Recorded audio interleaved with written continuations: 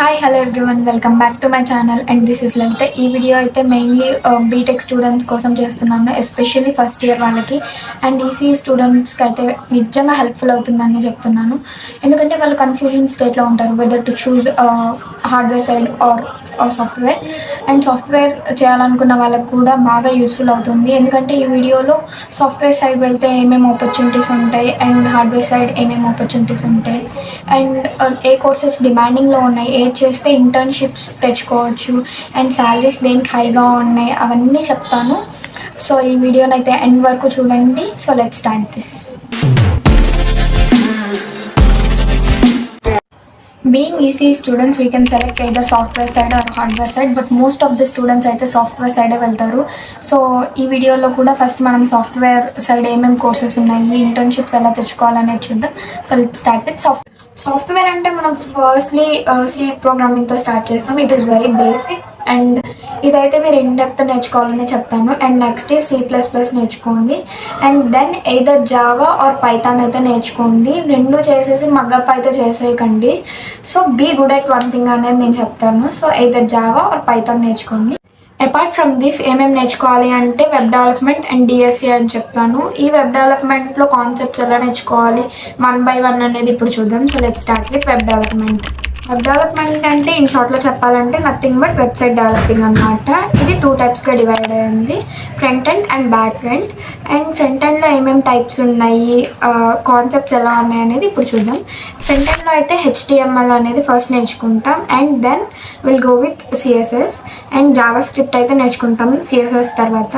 And frameworks వచ్చేసరికి React JS and Angular 2 ఉంటాయి, మీరు ఆప్షనల్ అనమాట, ఏదైనా నేర్చుకోవచ్చు. రెండు నేర్చుకుంటే ఇంకా గుడ్ అనమాట.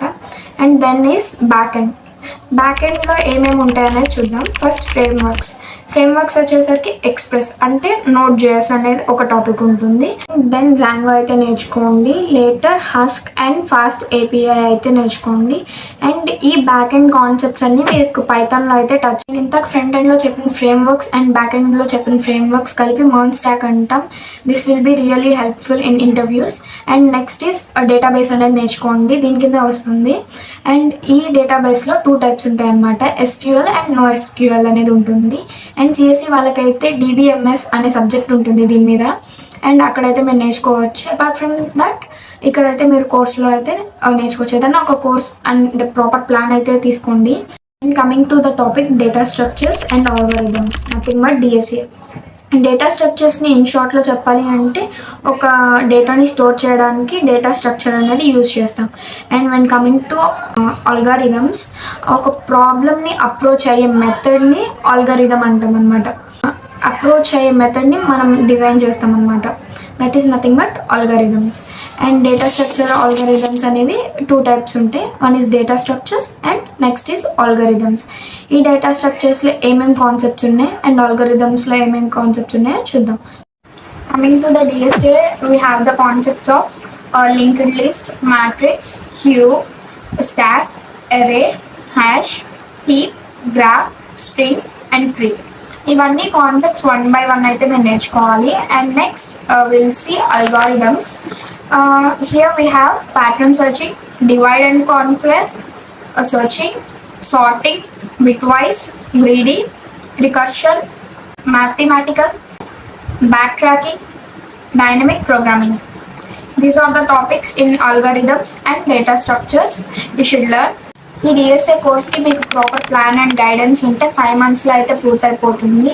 అండ్ ఈ DSA కోర్స్ మీరు ఫుల్ఫిల్గా పూర్తి చేయాలి అంటే ప్రాబ్లమ్స్ అయితే ఎక్కువ సాల్వ్ చేయాలి, ఎందుకంటే లాజిక్ అయితే డెవలప్ అవుతుంది.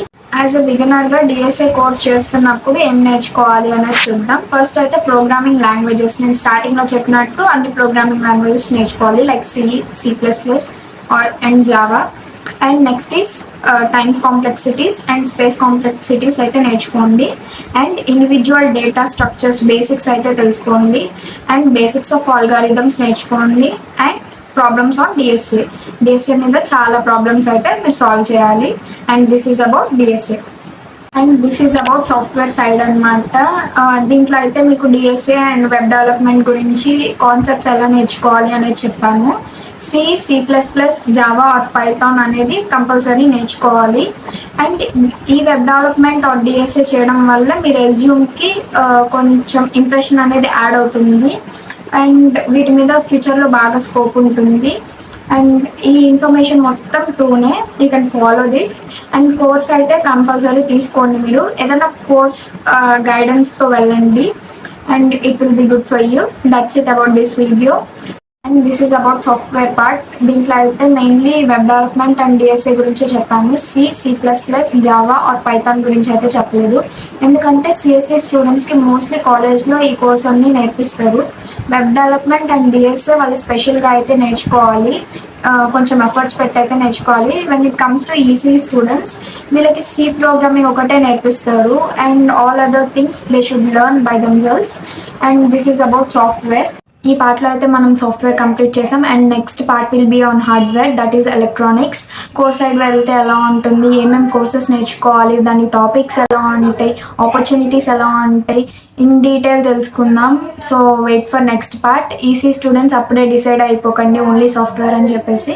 So wait for next part. And that's it for today's video. And I really need your support guys. Please do support me. Please do like, share and subscribe to my channel. ఈ video నచ్చినట్టయితే నిజంగా subscribe అయితే చేసుకోండి. Thank you.